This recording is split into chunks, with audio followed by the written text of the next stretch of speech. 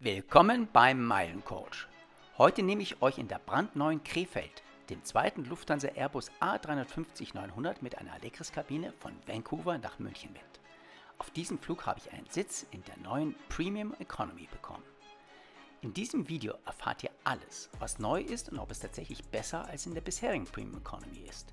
Ich zeige euch den Einsteigerprozess, gehe mit euch durch die gesamte Kabine, sodass ihr auch die Business Class, Premium Economy und Economy seht und auch einen Eindruck von den besten Sitzplätzen erhaltet. Natürlich gehe ich ausführlich auf den Sitz, das Entertainment, das Amenity Kit, das Essen und den Service im Allgemeinen ein. Last but not least erfahrt ihr, wie ich diesen Flug gebucht habe und was er mich gekostet hat. Mich interessiert vor allem, hat Lufthansa nun wieder ein Top-Produkt, das mit der Konkurrenz aus dem Nahen Osten und Asien mithalten kann? Ich bin auf eure Kommentare gespannt. Vor dem Abflug habe ich noch die Lounges am Flughafen in Vancouver für euch getestet. Ich zeige euch die beste und sage euch, wie ihr da reinkommt. Viel Spaß und gute Erkenntnisse.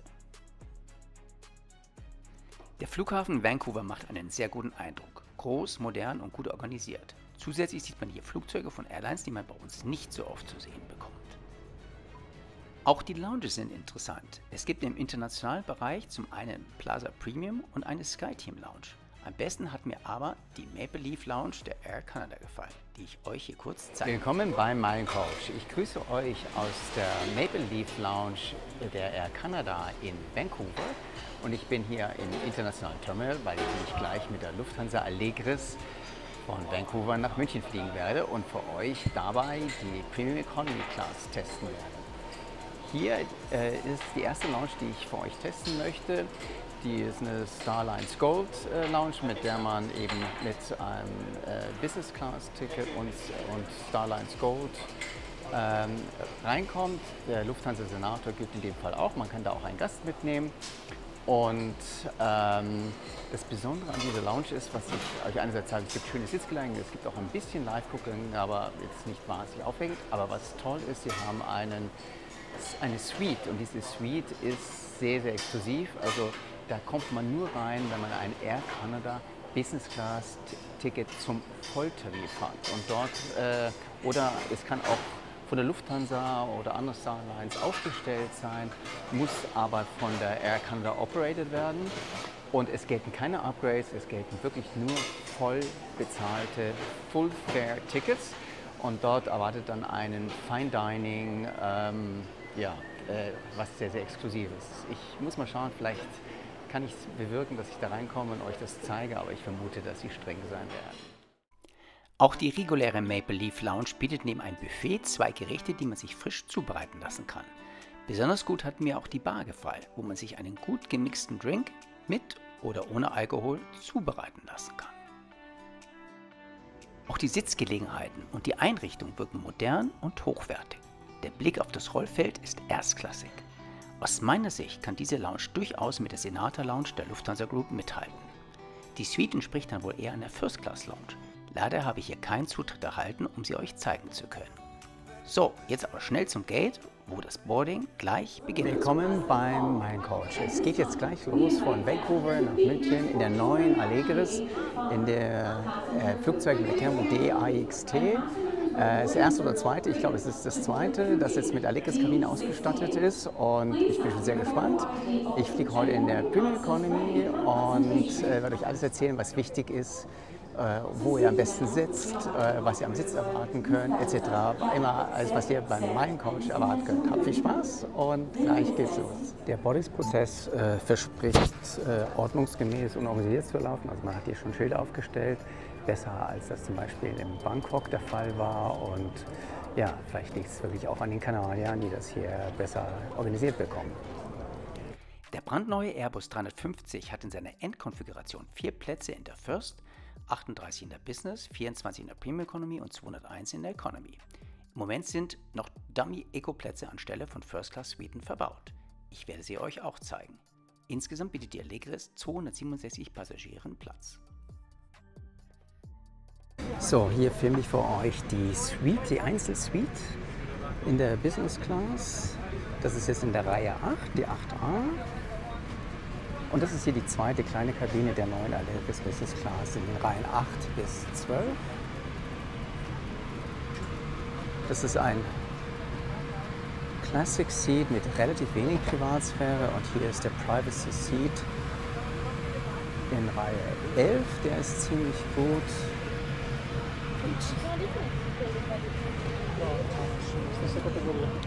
Ups, sorry. Und hier ist die Premium Economy. Ich bin heute in der 16a. Das ist mein Platz. Die Premium Economy hat ja eine 2-3-2-Konfiguration in nur 3 Reihen mit 24 Plätzen. Man ist nicht von der Economy abgetrennt. Auch gibt es keine extra Toiletten. Ein offenes Konzept. Da sitzt man direkt über dem Flügel, was die Sicht vermindert. Die Reihe 15 ist Bulkhead. Man hat mehr Platz, stößt aber unter Umständen an die Wand. So, hier seht ihr nochmal in Ruhe die Premium Economy. Hier ist die Reihe 16. Der letzte Platz ist die Reihe 18. Wenn ihr in Economy reist, dann wäre theoretisch die 19 sehr gut und der 20C und das gleiche auf der anderen Seite die H. Habt ihr viel Beinfreiheit. Hier seht ihr auch nochmal die Bildschirme.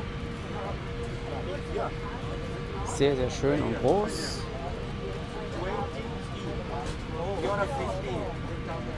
Wirkt alles sehr modern und neu ist es ja natürlich auch.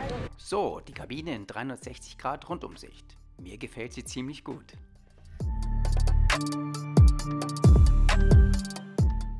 Sehen wir uns mal den Sitz genauer an. Am Platz befindet sich ein lauschiges Kissen. Ein lauschiges Kissen und eine fluffige Decke. Der Sitz ist ein Schalensitz.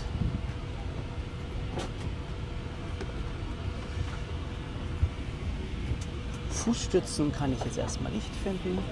Der Sitzabstand ist mit 99 cm großzügig bemessen.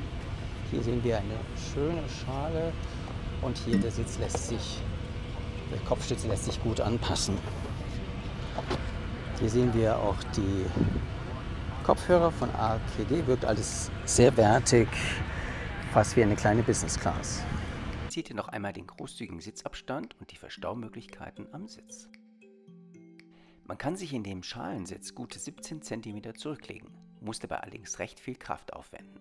Wenn man dann noch die Beinablage ausfährt, sitzt man wirklich sehr bequem, wie in einer kleineren Business Class. Das ist wirklich ein Fortschritt. In der Kopfstütze ist noch ein recht starkes Leselicht verbaut.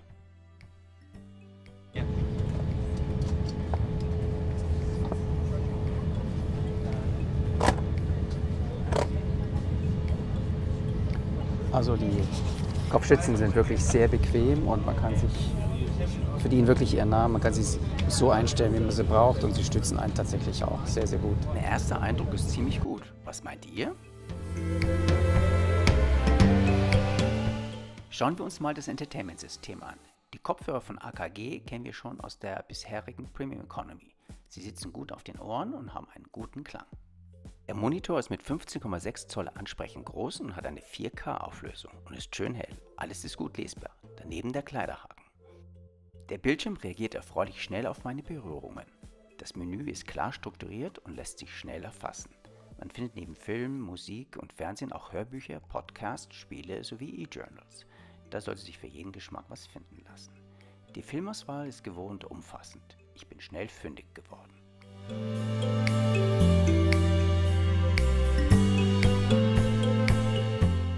Besonders beeindruckend sind auch die Bordkameras. Man kann den Flug fantastisch mitverfolgen. Das geht von oben aus Sicht der Heckflosse, seitlich mit Blick auf die Triebwerke und auch mit Blick von vorne. Fast so wie der Pilot. Das ist natürlich beim Landeanflug besonders spannend. Das kannte ich von der bisherigen Lufthansa-Flotte und Premium Economy nicht. Unterhalb des Monitors lässt sich ein recht großer Tisch ausklappen, der einen stabilen Eindruck macht. In der Armlehne befindet sich eine weitere Neuerung. Hier kann man kabellos sein Handy aufladen. Sehr praktisch. Eine konventionelle Schnittstelle gibt es auch. Sehen wir uns nun das Amenity Kit an. Es kommt in einem eleganten Beutel von Porsche Design. Darin befinden sich eine Zahnbürste mit Creme, eine Schlafmaske, Strümpfe, ein Erfrischungstuch und Ohrstöpsel. Alles, was man braucht, aber auch nicht mehr. Eine Premium Economy absolut angemessen. Noch vor dem Start haben wir ein Erfrischungsgetränk und eine hübsch gestaltete Menükarte bekommen. Sehen wir uns das Menü für den heutigen Flug an. Zunächst wird man in der Lufthansa Premium Economy willkommen geheißen. Als Vorspeise gibt es einen Bohnensalat mit Gemüse. Bei den Hauptspeisen kann man zwischen einem Rindergeschnetzelten mit asiatischem Gemüse und Jasminreis oder einem vegetarischen Pastagericht wählen. Als Dessert wird eine bayerische Creme mit Beeren angeboten.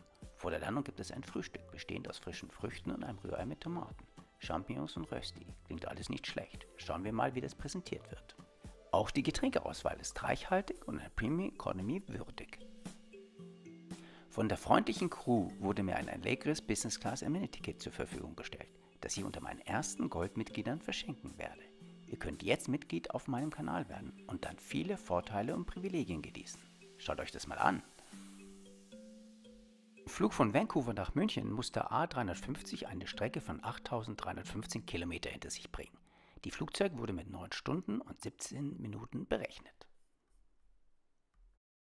Kurz nach Erreichen der Flughöhe begann auch schon der Service. Zunächst wurden Cracker angeboten und danach auch Getränke. Die Crew meinte es besonders gut mit uns und brachte meinen Nachbarn und mir unaufgefordert ein Glas Champagner und Oliven. Aber auch der Wein, der allen Passagieren angeboten wurde, war ordentlich. Sowohl der Shiraz als auch der Riesling waren gut ausgesucht und für Premium Economy absolut in Ordnung. Die Flaschenpreise belaufen sich jeweils auf ca. 8 bis 10 Euro.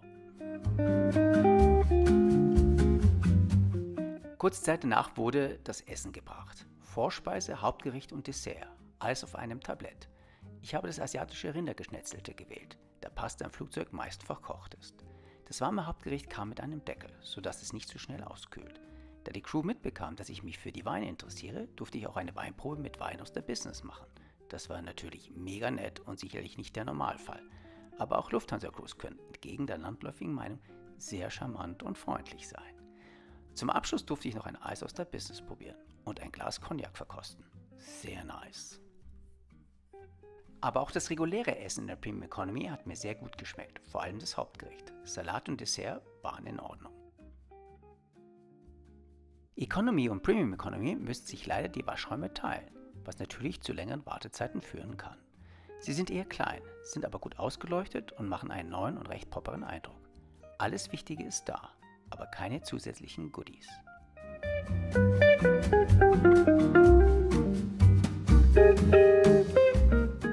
Wie gut ist der neue A350 mit Allegris Kabine isoliert? So richtig leise ist er leider nicht. Ich habe ca. 82 Dezibel gemessen, schon recht laut, aber auszuhalten.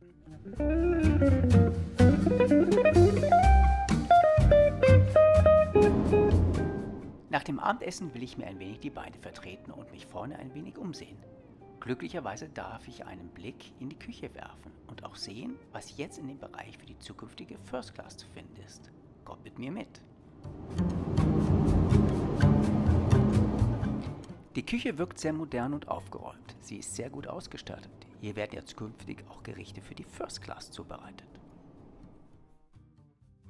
Hier seht ihr den Bereich, in dem zukünftig 4 First Class Suiten ihren Platz finden werden. 2 Einzelsuiten am Rand und eine Doppelsuite in der Mitte. Da die wohl erst Ende 2024 eingebaut werden, stehen hier noch stellvertretend sogenannte Dummy-Sitze, die nicht gebucht werden können, auf denen niemand Platz nehmen darf. Hier kann ich euch den Waschraum für die First Class zeigen. Nicht sehr groß, aber elegant mit Holz- und Lederelementen. Schöner moderne Beleuchtung, Blumenvase und mit wertigen Amenities. Obwohl noch gar keine First Class Passagiere an Bord sind.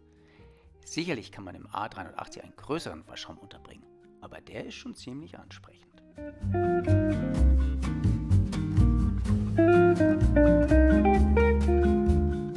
Ein besonderes Detail. Hier sieht man den Eingang zu den Schlafplätzen für das Cockpit.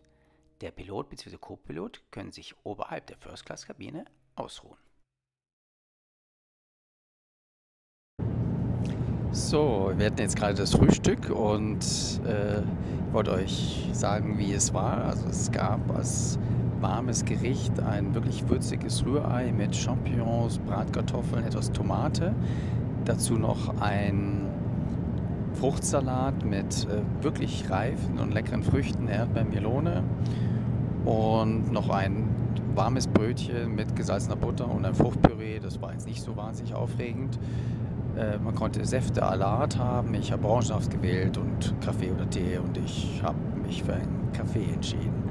Ich fand, dass es auch sehr schön präsentiert ist und durchaus ein würdiges Frühstück für eine Premium Economy in der neuen Allegris.